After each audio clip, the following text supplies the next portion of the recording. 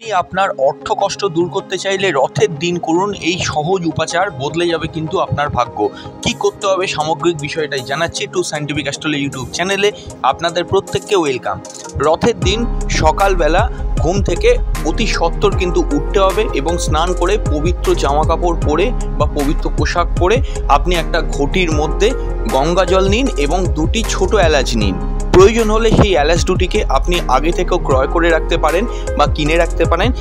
রথের দিন সকালবেলা স্নান করে শুদ্ধ বস্ত্রে ওই ঘটির মধ্যে আপনি গঙ্গা জল দিয়ে দুটি ছোট এলাচ দিয়ে দিন। দিয়ে সেই জলটিকে আপনি কোনো নয়নতারা গাছের গোড়ায় কিন্তু ঢেলে দেবেন এবং এই কাজটি কিন্তু আপনাকে রথের দিন করতে হবে এবং উল্টো রথের দিন করতে হবে।